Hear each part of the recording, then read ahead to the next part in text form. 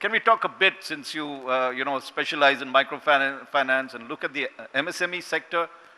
Yesterday we had Dr. Amit Mitra say that in terms of MSME, West Bengal is #1 in it. What more can be done? What do you expect the new government to do when it has to lay down its agenda for them? Thank you.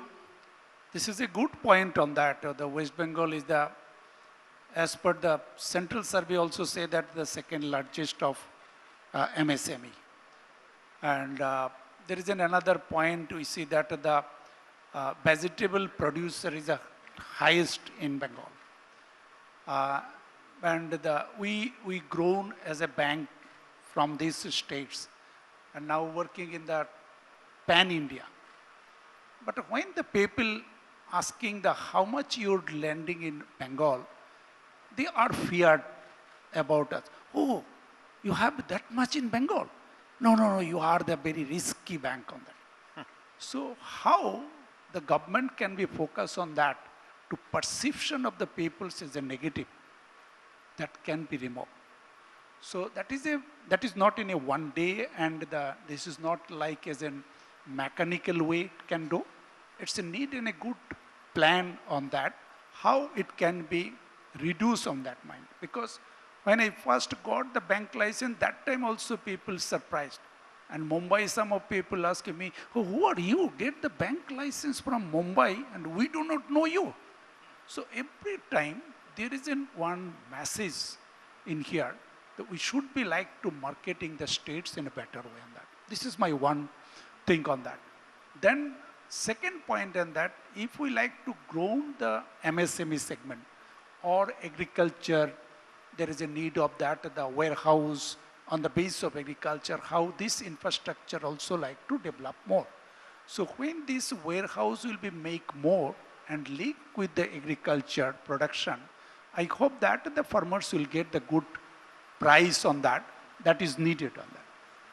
And my next two other points as a banking industry point of view, if you know that the MSME, this is the business, is the West Bengal, in the rural and semi-urban areas is more of that.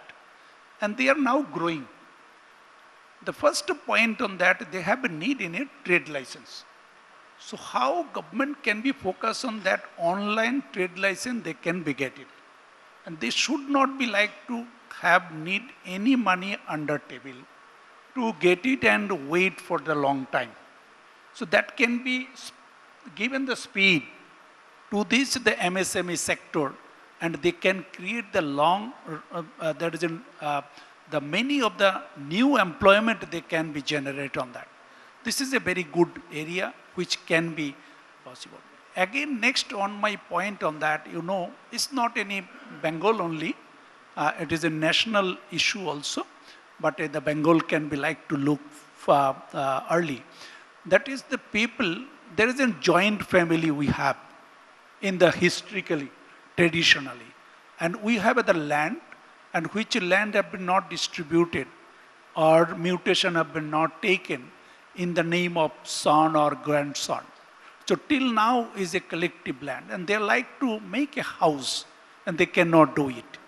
How it can be easy process on that, there can be mutation done, and they can be convert also the agricultural land to the form as in Vastu, which is called to make a house.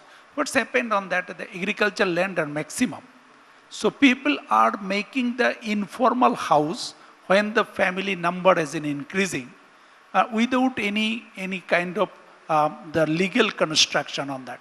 So we feel that when bank is going to lend of this house, as a need on that to approval from the government, there's a first need to conversion from the agriculture to Vastu, and then mutation, then. This is taking long time on that.